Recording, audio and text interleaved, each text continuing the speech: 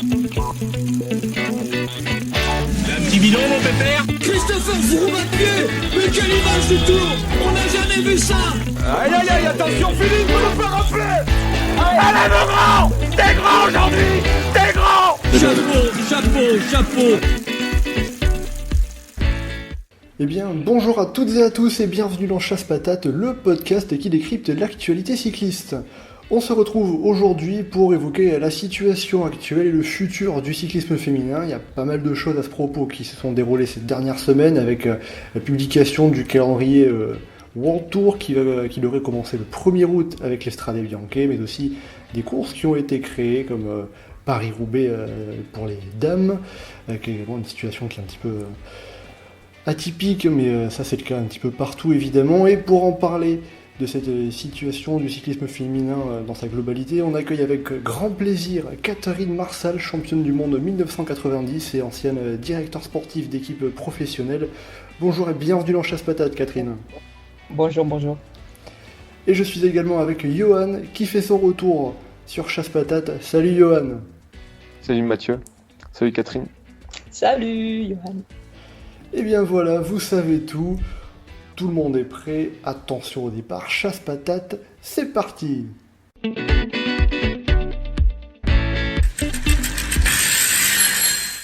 Bon allez, on va commencer donc avec un petit état des lieux. Donc le confinement a touché un petit peu tout le monde. Le calendrier cycliste a bien évidemment été impacté.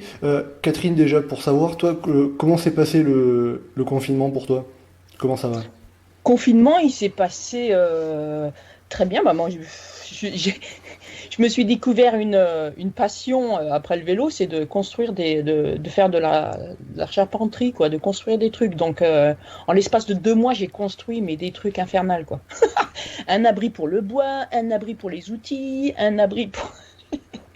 Donc, c'était été un peu... c'était épuisant. Et tu as eu un peu des contacts avec des coureuses, la façon dont... Maintenant, depuis que je ne suis plus entraîneur national de l'équipe nationale du Danemark, et puis depuis que j'ai quitté l'équipe professionnelle belge Cyclotel, j'ai plus du tout de contact avec personne, et j'ai en fait décidé de me retirer un petit peu et de profiter un peu d'une nouvelle passion qui est de travailler avec les enfants. Et en ce moment, je m'éclate dans une maternelle. Donc justement, ta décision de quitter l'équipe Cyclodel, c'est pour changer un petit peu de parcours professionnel. Exactement. Il y a eu des histoires qu'on ne va pas discuter aujourd'hui, mais c'est plus parce que oui, je sens que j'ai un besoin de prendre du recul et puis de vivre mes passions, mes deuxièmes passions, mais d'autres passions qui sont les enfants, de travailler avec eux, de les voir grandir. Et ils me donnent beaucoup d'énergie en retour. Voilà. Et sinon, sur ton poste de sélectionneuse du Danemark, tu t'es retirée en mai dernier parce que c'est toi qui l'as voulu? Non, non, on m'a virée. Ouais, c'est ça. On m'a virée. On m'a viré, j'avais peut-être des trop bons résultats, je sais pas. Et ça a été parce que aussi. parce que c'était une année avant les Jeux Olympiques, donc c'était un peu. Écoute, on pourrait en discuter, mais c'est vrai que je suis française, travaillant dans le système danois, peut-être il y a des choses que culturellement parlant, des problèmes de communication qui se sont créés. Une manière de travailler que peut-être n'a pas été acceptée de l'autre côté, et puis une vision qui en fait contrairement à mes résultats n'a pas été acceptée, quoi. Voilà, c'est comme ça. Je vais dire que dans la manière dont je me suis fait renvoyer chez moi, si c'est comme ça, c'est que j'avais rien à faire là-bas, quoi. Donc voilà. Ils m'ont remercié, et puis demandé de quitter la fédération. Et le bilan quand même de toutes ces années, c'est quand même quelque chose de positif. C'est un titre de championne du monde, c'est une médaille de bronze à Bergen avec toujours Amélie Didrikson. C'est 7 médailles au championnat d'Europe, c'est des titres de championne championne des JO des jeunes. C'est beaucoup de résultats. C'est surtout une manière de travailler avec les jeunes qui était très, comment dire, j'étais très proche de mes coureurs, des filles. Et ça, peut-être, ça n'a pas été compris, même si les résultats suivaient. Donc voilà. Il a fallu que ouais. Bon, ils ont voulu que je travaille un peu comme les garçons et c'est pas mon style, quoi. Ouais, parce que c'est vrai que quand tu étais là, on a vu l'émergence d'une nouvelle génération danoise qui a vraiment pris de l'ampleur sur le Il n'y cyclisme avait pas de international. structure du tout quand je suis arrivée, donc il y avait zéro équipe nationale. Et puis j'ai récupéré bien sûr des talents qui existaient déjà. Amélie Dirichson, c'est pas moi qui l'ai créée, elle était là.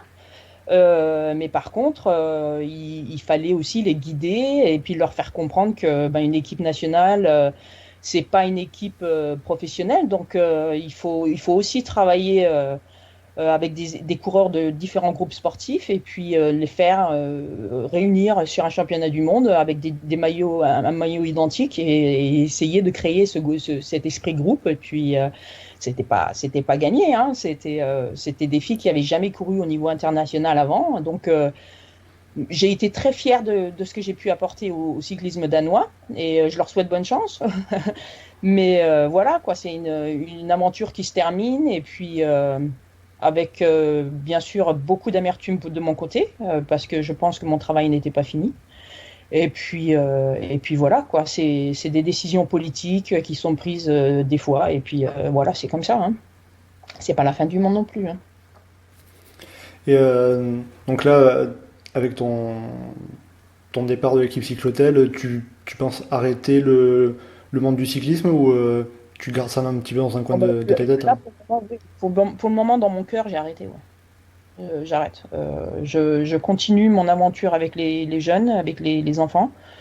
Et puis j'ai de mon côté, j'ai aussi un gamin de 7 ans et une petite fille de 3. Donc partir sur les routes, c'est bien, mais ouais, on a l'impression quand même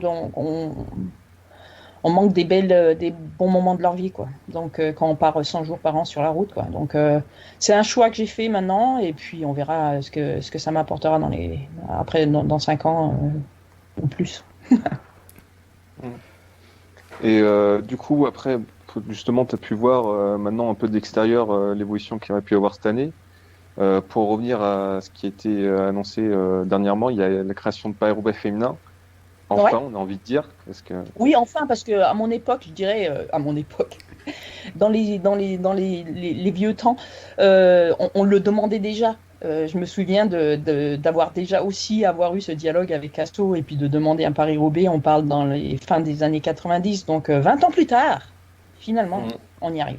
Donc c'est très bien. Je suis contente que finalement il y ait un Paris-Roubaix parce que je pense que les filles ont une belle place à jouer sur ce genre de parcours. Il y a beaucoup de spécialistes du pavé et je pense que ça va faire une très belle course.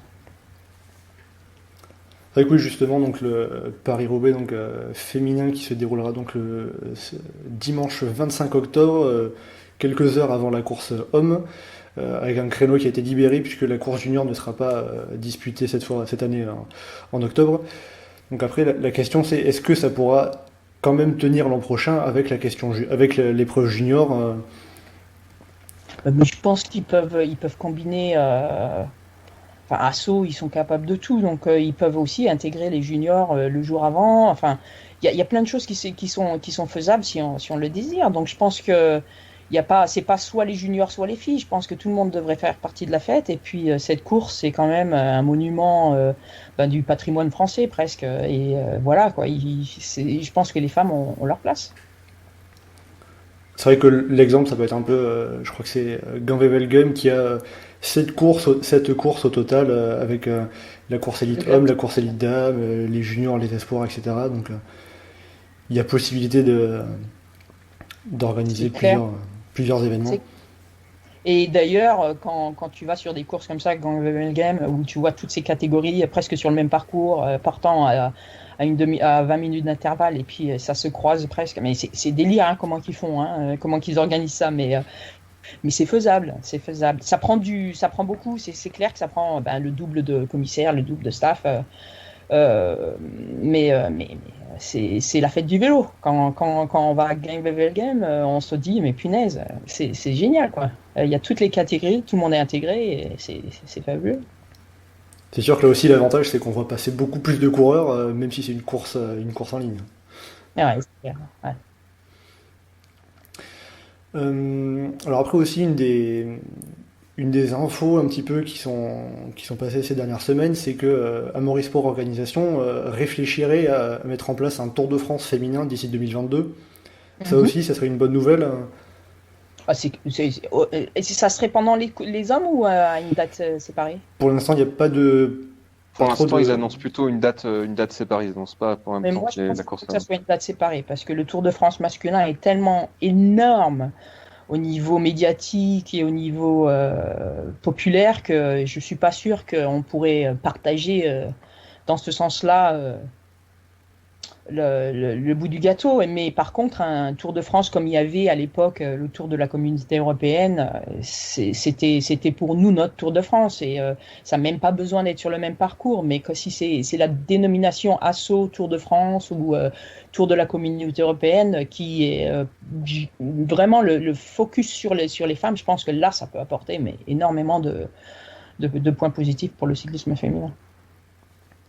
Mais après, oui, en France, en ce moment, il y a quand même des courses qui commencent à revenir. Le Tour de Bretagne féminin s'est réinstallé. Ah, c'est super. Il y a le Tour d'Occitanie qui est en train de créer sa course féminine, ce qui rappelle un peu l'ancien Tour de l'Aude, par exemple. Oui, ouais. Et le Tour de l'Aude, ouais. Ouais, le Tour de l'Aude, c'est dommage que ça... c'était vraiment un beau tour. Et ouais, du coup, on a plusieurs courses comme ça qui reviennent, mais après, je pense que, à mon avis, ce qu'il risque de faire à SO, ça va être un peu une ressortie de la Route de France qu'on avait les dernières années, en août, avec une semaine, un peu comme le Giro, sur 9 jours. A priori, je pense que ça doit être quelque chose dans ce style-là.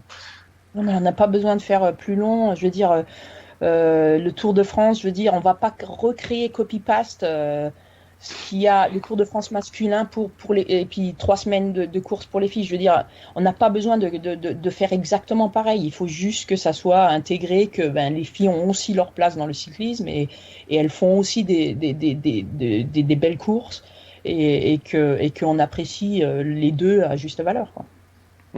Justement, à ce propos, il y a le nouveau calendrier World Tour qui est ressorti. Et on voit que la plupart des courses qui ont sauté de son calendrier, c'est soit le Trophée Aubinda, soit le Grand Prix, le Open de Suède ou le Tour de Drennes. C'est un peu les courses emblématiques féminines, plus classiques. Et celles qui sont restées, c'est Liège-Bastogne-Liège, Flèche-Wallonne. C'est toutes celles qui ont un peu leur équivalent masculin et qui se retrouvent un peu classées dans le calendrier comme ça pour exister un peu en même temps, quoi. Ah oui, mais je pense qu'il y a des règles UCI maintenant qui font que si elles veulent exister encore masculin, ils sont obligés de faire les courses parallèles féminines et c'est sûr que ça donne sûrement un coup de ça doit aider ces genres d'organisateurs à comparer des petits organisateurs qui ont que la course féminine et qui en fait se font avaler par le reste, c'est sûr. Justement, pour toi, est-ce que l'avenir du cyclisme féminin, c'est justement réussir à se créer son calendrier autonome complètement détaché, ou est-ce que ça va finir par être une espèce de calendrier un peu je pense que c'est très bien comme ça. Les filles ont leurs courses à elles. Je veux dire, on a le Tour de Thuringen, on a beaucoup de courses qui sont à nous. Mais par contre, quand il y a des Flèche-Wallonne ou Liège-Bastogne-Liège ou l'Amstel Gold Race qui sont en même temps que les hommes, c'est très bien aussi. C'est des classiques. Ça se mixe très bien, les classiques. Par contre, les tours, c'est un peu plus compliqué. C'est plus compliqué au niveau médiatique, c'est plus compliqué au niveau organisation, et puis je suis pas sûr que ça apporte plus qu'autre chose que les courses soient en même temps quand c'est des tours, quoi. Maintenant, les classiques, c'est génial, quoi, d'avoir les deux. Et d'ailleurs, justement, sur les courses qui sont organisées à la fois sur des courses masculines et les courses féminines, il y a la Ceratizit Madrid Challenge qui était jusqu'à 2019 une course d'un jour, qui va cette année être sur 3 jours. Ça prouve peut-être qu'on peut petit à petit, pas à pas, arriver à construire de grandes courses. Non, mais c'est clair, c'est clair, c'est clair. Si la télévision commence à retransmettre les courses féminines, mais vraiment au niveau cyclisme masculin, si on a des temps d'audition, les sponsors vont arriver, les organisateurs vont pouvoir organiser des tours. Hein. Je veux dire, c'est la boule de neige, il faut la pousser à partir de quelque chose. Mais enfin, moi, je pense que le point de départ, c'est vraiment le côté médiatique télé. Il nous faut le support médiatique audiovisuel et c'est ça qui va créer la dynamique de business, quoi. Je veux dire, il faut des retombées médiatiques pour que les sponsors arrivent sans l'un, on n'a pas l'autre. Ouais, mais d'ailleurs, sur ça, on a l'exemple du cyclocross. Avant, le cyclocross, les courses féminines étaient en matinée. Il y a Hélène Weigman qui a justement beaucoup milité à l'UCI pour pouvoir les passer juste avant les hommes à 13h30, ce qui a permis une diffusion et ce qui fait que maintenant, en fait, les audiences des hommes et des courses féminines, courses masculines sont quasiment égales. Yeah. Donc, et maintenant, puis ça se colle très bien avec le cyclocross, c'est des courses de maximum 1 heure, donc si tu es devant la télé, tu peux rester 1 heure de plus, quoi. Mais c'est sûr que quand c'est le matin ou l'après-midi, bon, tu fais un choix dans ta journée, qu'est-ce que tu veux regarder, ou après il faut faire des priorités, quoi, dans ton week-end, mais voilà. Et ça, c'est clair que ce genre de retombées médiatiques à des heures où il y a les gens qui sont devant la télé alors que c'est au lieu de 9h du matin quand tout le monde est au lit, ça change tout. Ça change tout. C'est vrai que justement, là, pour cette année 2020, pour l'inscription des courses au calendrier World Tour féminin, la présence médiatique et la possibilité de diffuser les épreuves en direct, c'était devenu une condition obligatoire à l'attribution de la licence World Tour. On peut se dire même peut-être que ça arrive tard quand même, peut-être. Pour certaines courses, quand on voit Liège-Bastogne-Liège, la Flèche Wallonne qui... la Flèche Wallonne surtout, c'était un peu un scandale. Surtout la Flèche. Hein. Ah, mais la Flèche, moi je l'ai faite une paire de fois déjà, donc oui, la Flèche Wallonne, elle existe depuis longtemps, quoi. Bien sûr, je pense que de toute manière... je vois l'UCI fait un travail énorme en ce moment pour essayer d'imposer des conditions sur les équipes masculines pour essayer de faire développer le cyclisme féminin. Et je pense que ça c'est une bonne chose parce que il faut une force comme l'UCI pour essayer de changer les habitudes, enfin les mentalités et puis d'essayer de faire rouler la machine un peu plus rapide, parce qu'il y a des choses qu'on demandait de nous à notre époque, mais il y a 30 ans. Et à peine en 2020, les filles, elles peuvent les avoir. Donc, c'est lent. Alors, c'est bien que l'UCI pousse un peu avec des appuis politiques pour essayer de faire avancer un peu les choses plus rapidement, quoi. On est quand même en 2020 et je pense que le cyclisme féminin a prouvé que... sans parler d'égalité, hein, le cyclisme féminin a prouvé qu'on est capable de faire des belles courses, quoi. Des fois même bien plus intéressantes que certaines courses que j'ai vues masculines où les stratégies sont stéréotypées souvent et puis chez les filles c'est beaucoup plus fluide et il y a des choses que même oui on comprend pas parce que justement c'est plus court, c'est plus il y a plus de mouvements et puis voilà, quoi. Donc je pense qu'il faut accepter que le cyclisme féminin n'est pas obligé exactement comme le cyclisme masculin. On ne cherche pas l'égalité dans ce sens-là, mais il y a la beauté du sport des deux côtés. C'est qu'après, oui, faut regarder le cyclisme féminin, peut-être pas forcément avec l'œil du cyclisme masculin. C'est certain. Tout le monde dit ils vont pas vite, ils vont pas de watts. On s'en fout. Regarde ce qui se passe à la télé, quoi. Je veux dire, regarde les mouvements de course. Enfin, je sais pas, moi, je trouve que les courses féminines sont aussi intéressantes que les hommes, quoi. Si c'est pas plus. Pardon. Mais est-ce qu'une des limites actuelles du cyclisme féminin, c'est pas aussi la domination néerlandaise qui parfois pèse un peu sur la manière dont les courses poussent, notamment au championnat du monde? Ah ben c'est sûr que les championnats du monde, il faut battre les Hollandaises, quoi. Alors ou alors faut attendre qu'elles se se, qu'elle se boycotte toute seule.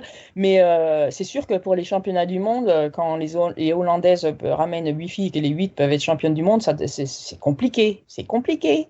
Il n'y a pas, il y a pas à dire, mais après, sur des classiques, toutes les Hollandaises sont dans des groupes sportifs différents, et puis même quand elles sont dans les mêmes clubs, elles arrivent non plus, on sent que il y en a une qui essaye de prendre le pouvoir, quoi. Donc il faut regarder les coureurs, c'est l'époque de la quick step, je veux dire, c'est l'époque il y a beaucoup de cas où dans le cyclisme masculin, il y avait des tensions entre coéquipiers, et puis voilà, quoi.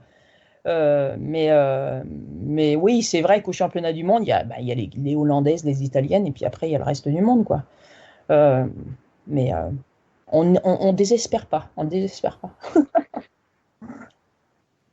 C'est en train de se développer petit à petit, c'est un petit peu ça, quoi, la façon dont on peut, Oui, dont ça on peut développe le dire. beaucoup, là, je trouve. Il y a beaucoup de nouvelles, enfin le côté Pro Tour, World Tour et puis Continental, je pense que ça va donner beaucoup de créer de nouvelles équipes, en fait. Et puis bon, pour le moment, il n'y a pas beaucoup d'équipes en World Tour, mais je pense que ça va venir. Il faut passer le cap pour essayer d'avancer, quoi. Faut pas avoir peur, quoi. Il y en a beaucoup qui sont hésitants à savoir si ça va apporter du bien ou du mal au cyclisme féminin, mais si on veut arriver au niveau professionnel comme on l'entend, c'est-à-dire avec des contrats de travail bien en bonne et due forme, avec une retraite accompagnée. Enfin, je veux dire, moi, j'ai travaillé dans le vélo, je veux dire, c'était en travailleur indépendant, hein, je veux dire, on n'avait pas de pension, on n'avait pas de sécurité sociale dedans, on n'avait rien du tout, hein, c'était la cata. Et bon, encore, je sais que maintenant, il y a encore des problèmes au niveau contrat, donc il faut régler ce problème-là. C'est pas possible qu'on passe 30 heures à s'entraîner par semaine et puis qu'on n'ait pas de sécurité. Enfin, c'est pas considéré comme un travail, quoi. Je veux dire, tu veux faire quoi à côté? Voilà, quoi. C'est vrai que après, ce qu'on peut dire quand même, c'est que le cyclisme féminin s'est quand même développé avec le temps. Si on regarde 30 ans en arrière, l'image qu'on a, c'est Marc Madiot qui dit à Jeannie Longo, une femme sur un vélo, c'est moche. Aujourd'hui, maintenant, plus personne dirait ça et le cyclisme féminin. Oui. Celui qui dira ça, il va se faire cueillir, je pense. Mais voilà, c'est quand même au final déjà positif d'en être arrivé là, même s'il y a encore quand même du chemin à faire. Comme tu dis, après, c'est à voir, voilà, avec les questions des contrats, avec les syndicats des coureuses notamment. J'ai vu des choses, c'est une raison pourquoi j'ai quitté Cyclotel, hein. Les contrats, c'est une grosse catastrophe, quoi. Je comprends pas comment que c'est possible. C'est des contrats, ils ont 2 contrats, un contrat d'exclusivité avec l'équipe, un autre contrat, il faut travailler dans le magasin de vélo. Non, mais c'est n'importe quoi. Si on s'appelle équipe professionnelle, moi je suis désolé, quand on s'entraîne, ça fait partie du vélo. C'est ton travail d'être en forme, de passer du temps à t'entraîner, à dormir, et puis recommencer le lendemain. Mais s'il faut commencer à faire enfin, je sais pas, imagine, je sais pas moi, Virenque qui va travailler 15 heures par semaine dans un magasin de vélo pour toucher son salaire, quoi. Je veux dire, non mais n'importe quoi. Mais ça existe dans le cyclisme féminin, hein. Et ça, je trouve ça dramatique. Et moi, je voulais pas cautionner ce genre de méthode, quoi. C'est vrai que c'est un peu les dérives qu'on retrouve en France avec le cyclisme amateur, notamment les DN1, et là, c'est vrai que voilà, c'est des choses qui peuvent arriver comme ça en cyclisme, dans la partie professionnelle chez les dames. Non, mais on se dit équipe continentale et en fait, les filles sont forcées à travailler 15 heures par semaine dans un magasin de vélo pour toucher leur salaire. Non, mais les garçons, faut arrêter, quoi. Et puis après, elles s'entraînent quand? 15 heures, c'est pas non plus pas beaucoup, quoi, je veux dire. Ou alors elles s'entraînent et puis après elles vont dans le magasin. Ça n'a pas de sens. Je suis désolé, ça n'a pas de sens. Donc on a parlé des courses féminines qui sont rattachées à des courses masculines. Il y a aussi de plus en plus d'équipes féminines qui sont rattachées à des équipes masculines, en particulier World Tour, comme Movistar, TTC, Trek. Est-ce que le cyclisme féminin a besoin du cyclisme masculin pour se développer, ou est-ce qu'il peut grandir indépendamment? C'est une question un peu difficile, je trouve, mais Le problème, c'est toujours qui sont les spectateurs et est-ce que ceux qui regardent le Tour de France seront ceux qui regarderont le Tour de France féminin? Si c'est deux audimat différents, on pourrait dire non, mais je pense qu'il y a quand même besoin du cyclisme masculin pour faire le parallèle pour supporter ce qui se passe sur le cyclisme féminin. C'est le même sport pour moi, je veux dire, je vois pas la différence. Maintenant, ouais, je sais pas. Qu'est-ce que t'en penses, Johan? Bah après, ça dépend, parce qu'on voit, par exemple, sur la question des équipes, à la fois, on voit que Movistar en Espagne, ça a été une très bonne chose qu'ils aient développé leur équipe féminine pour le cyclisme en Espagne, parce que vraiment, ça ferait du bien, ça a permis de structurer beaucoup plus les équipes. À la fois, on voit qu'en France, par exemple, AG2R se fait un peu tanner depuis quelques années pour avoir une équipe féminine, mais pendant ce temps-là, on a eu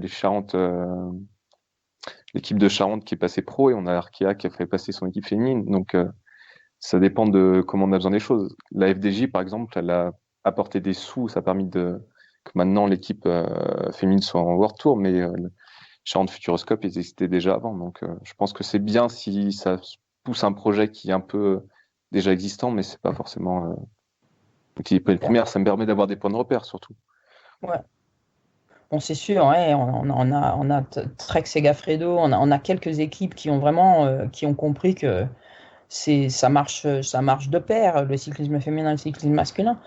Mais il faut que ça soit bien fait. Ouais. Il ne faut pas que ça soit parce qu'ils sont obligés pour exister en cyclisme masculin d'avoir une équipe féminine et puis qu'elle soit la dernière roue du carrosse, quoi.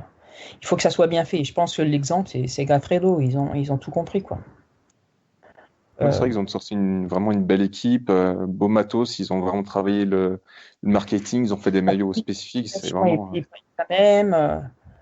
Les hommes encouragent les femmes. Si on voit bien, quand il y a une féminine qui gagne une course ou quand il y a un mec qui gagne une course, ils se congratulent, ils se félicitent entre eux et ça fait partie, ça fait faire grande famille, quoi.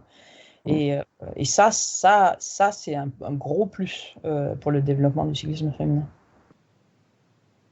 Et que justement là pour rebondir sur Movistar, donc l'équipe qui s'est créée assez récemment, il y a eu un petit micmac pendant l'hiver avec c'était Sofia Bertizzolo qui est une cycliste italienne qui avait rejoint l'équipe Movistar, mais avec les lois des deux pays, ça rendait quelque chose d'assez compliqué si je me trompe pas. En Italie, une cycliste féminine ne peut pas être considérée comme professionnelle, donc il doit y avoir un double contrat, sauf qu'en Espagne, c'est pas autorisé d'avoir un double contrat. Et donc elle n'avait pas pu rejoindre Movistar pour cette raison, si je ne me trompe pas. C'est très compliqué. Je crois qu'elle avait un espèce d'emploi de rémunération avec la police ou l'armée, quelque chose comme ça. Ah, d'accord. Oui, c'est ça. C'est dans ce sens-là, les doubles contrats. D'accord. Oui, voilà, c'est par rapport à ça. Sportif de haut niveau, là, les trucs, ouais.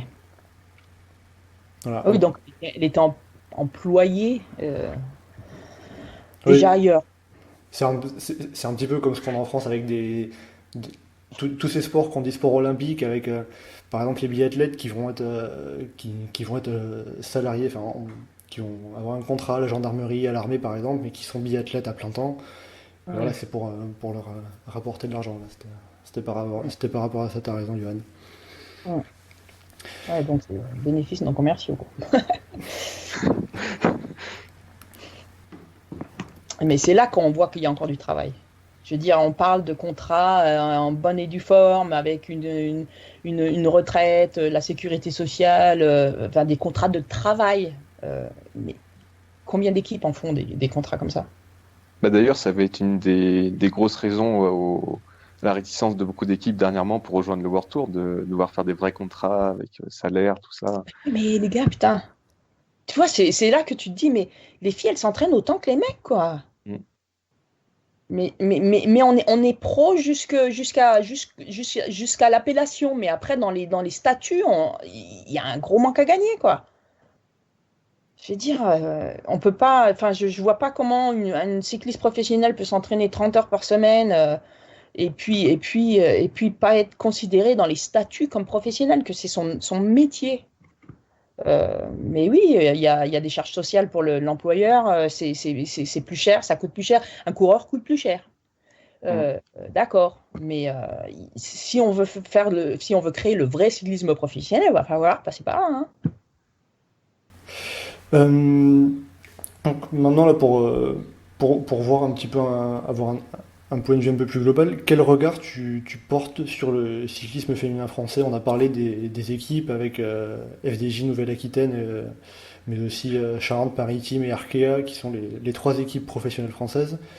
Mais pour autant, pas de très grandes coureuses françaises. Bah, ça c'est. Moi, je serais pas tout à fait. Enfin, oui, oui et non. Que je veux dire, les filles, elles sont là. Il y a beaucoup de Françaises dans les groupes sportifs. Faut pas l'oublier. Après, pourquoi la France a perdu des places dans les quotas et pourquoi on voit la France régresser au classement des nations, c'est aussi parce que des filles comme Audrey, elles sont obligées de se mettre. C'est des coéquipières, quoi. Je veux dire, elles se sacrifient, mais à chaque course pour un leader. Et donc, forcément, ça empêche de gagner des points UCI. Et vu qu'il n'y a personne qui, comme l'époque de Pauline, qui peut vraiment marquer des points UCI et puis garder les niveaux français au niveau des équipes, des classements des nations sur le dessus du top 10, voilà, quoi, ça crée des pertes, mais ça ne veut pas dire que le niveau n'est pas là. Ça veut dire justement que le cyclisme féminin, les filles sont placées dans des groupes professionnels, mais elles ont un travail à faire où elles doivent se sacrifier pour leurs équipes et un peu oublier les points UCI. Et les points UCI, le problème, c'est que c'est tout ce qui détermine les qualifications pour les championnats du monde, le nombre de coureurs que vous allez avoir droit à qualifier, et puis pareil pour les jeux. Donc voilà, c'est l'explication que je vois, quoi. Mais je vois des beaux talents quand même en France. Enfin, je sais pas, j'ai du mal à me rappeler à mon époque comment que c'était, mais je me souviens qu'on se tirait bien la bourre quand même dans les championnats de France. Mais il y a pas non plus, il y a des bons talents quand même en France. Il y a des bons talents. Il y a des équipes qui se créent. Donc c'est bien. C'est vrai que justement, par exemple, FDJ Nouvelle-Aquitaine a fait un bon gros recrutement cette année avec par exemple Cécilie Ludwig. Maintenant là, il faudrait peut-être arriver à faire revenir ces très bonnes coureuses françaises qui sont parties à l'étranger, comme Audrey Cordon-Rago, comme Aude Bianic également par exemple. Aude est super fort, quoi. Elle a fait un super bon début de saison, quoi. C'est vraiment dommage que ça s'est arrêté parce que on a vu une Aude Bianic revenir d'une période un peu difficile et je me disais, punaise, Aude, ça y est, elle est repartie là. Et puis paf, un petit coup de virus et puis aïe aïe aïe. C'est vrai que là on a peut-être en France une nouvelle génération qui commence à arriver aussi et qui est très talentueuse. Hein. Je pense qu'il faut voir long terme. Hein. Les filles sont jeunes. Il faut travailler dans le développement et puis laisser les graines se fleurir. Et il y a vraiment du bon talent. Mais il faut pas non plus qu'elles se prennent toujours des. Enfin, vraiment le gros problème pour moi, c'est quand les Françaises vont dans des clubs ou des équipes internationales et qu'en fait elles sont là-bas pour travailler pour d'autres. Donc c'est là qu'il faut essayer de retenir les Françaises et puis de travailler sur du développement, du long terme et essayer de leur faire passer des caps, quoi. Sinon, elles se perdent dans des équipes pro en Hollande et où elles sont juste là pour tirer un bout droit, quoi. Faire le boulot. Mais est-ce qu'une des chances de la jeune génération française qu'on a actuellement, des Clara Copponi, des Marie Lenette, c'est pas d'avoir aussi le côté piste qu'elles vont garder très fort au moins jusqu'à Paris 2024. Sûr. Comme ça, elles vont pouvoir travailler tranquillement sur cet aspect-là sans trop avoir à se prendre la tête sur la route. Et puis, Bien sûr. Et la piste, c'est l'école du cyclisme. Je veux dire, c'est ce que tu acquiers sur la piste, ça donne beaucoup d'avantages sur la route. Et je pense qu'elles font très bien de cumuler les deux. Je vois que du positif là-dessus. Surtout qu'elles sont déjà vice-championnes du monde de l'américaine en plus. Hein, donc, En plus. En plus, je veux dire, c'est dommage que les Jeux ont été repoussés parce que moi je les voyais bien championnes olympiques. Hein. Ça va faire Mais bon, une, ça va être juste l'année prochaine. voilà, ça va faire une année de plus pour arriver jusqu'à la médaille et pour être encore plus préparé. Ouais. Non, mais c'est clair. Et puis en plus, on voit bien par rapport, enfin les Françaises, surtout dans l'américaine, quand on parle comment on parle de la piste, on a vu que elles avaient beaucoup de retard au début et en fait, elles ont comblé leur retard petit à petit et puis maintenant, elles sont au top niveau, quoi. Mm. Et c'est sympa à voir, hein. Tiens, sinon, sur une autre info aussi qu'on a eu récemment, il y a Anna van der Breggen et Chantal Blaak qui ont annoncé leur retraite. Van der Breggen pour après les JO de l'année prochaine et Ah oui, Blaak, Chantal Blaak pour franchement. 2022. Ouais. Ouais. Pour devenir après directrice sportive chez Boltzmann. Yeah. Et tu penses, enfin, la justification qu'elles ont donnée, c'est qu'elles en avaient un peu marre en fait finalement de tourner un peu toujours sur les mêmes courses et un peu sur le même plateau. C'est possible. Je les connais pas personnellement, ces deux filles, donc c'est difficile à juger. Après, c'est une reconversion qui peut-être se représentera plus. Donc, elles arrivent à un âge, oui, elles ont fait les courses un peu plus d'une fois, quoi. Donc, c'est un choix. Et puis, je trouve ça bien que les équipes gardent leurs coureurs pour les reconvertir en directeurs sportifs. Je trouve qu'il y a encore beaucoup, beaucoup trop de je vais dire, des trucs, des vieux cons dans le cyclisme féminin qui sont derrière le volant de la voiture. Il y a beaucoup trop de gens qui ont été rejetés presque du cyclisme masculin et qui se sont retrouvés dans le cyclisme féminin parce que c'est plus facile et puis d'un seul coup ils sont là et puis jouent le kékos, quoi. Et je trouve que le cyclisme féminin prendra de la valeur quand il sera géré aussi par beaucoup plus de féminines. Il y a que très peu de directeurs sportifs féminines. Et ça, il en faut plus. Il en faut beaucoup plus. J'ai vu des trucs, mais je pourrais vous en raconter, mais jusqu'à demain matin. Mais il y a vraiment des directeurs sportifs qui n'ont rien à faire dans le cyclisme féminin et qui en fait sont néfastes pour le cyclisme féminin. Et ces gens-là, il faut qu'il y ait du balai, quoi. Il faut qu'il y ait des nouvelles filles, des jeunes qui viennent prendre la place et que ça soit un milieu un peu plus rafraîchi de ce côté-là, quoi. Je ne considère pas le cyclisme féminin gérable de la même manière que le cyclisme masculin, si tu veux. Enfin, ça a toujours été ma conviction, on ne travaille pas de la même manière. On n'est pas construit de la même manière, on est plus émotive, les hommes sont beaucoup plus compétition, et puis ils travaillent plus avec de l'ego, et il y a des caractères DNA qui ne sont pas les mêmes. Et ça, il faut le prendre en compte. Et j'ai vu plein de fois, mais des trucs, mais oh là là. Mais ouais, voilà, quoi. Je pense qu'il faut du renouveau dans le cyclisme féminin. C'est vrai que Bah, c'est justement, vrai que les staffs sont très très masculins dans les équipes Oui, féminines. ils sont masculins et en fait, c'est même pas. Je veux dire, tu pourrais avoir un ancien pro qui dans la 35e, qui a 35 ans, 40 ans, mais on a des directeurs sportifs de 60, 65, 70 ans qui sont encore là et puis qui voient le cyclisme féminin comme ils le voyaient il y a 50 ans, quoi. Je veux dire, ça, oui, il faut du renouveau. c'est vrai que justement ces derniers mois, il y a une affaire à ce propos avec l'équipe belge Ulsmate, dont le manager Patrick Van Gansen a été accusé de harcèlement moral par plusieurs de ses coureuses. Iris Slapendel, qui est à la tête du syndicat Cycliste Alliance, avait justement dénoncé un petit peu l'inaction ou la réaction un peu lente de l'UCI par rapport à tout ça. Donc c'est un de ces exemples.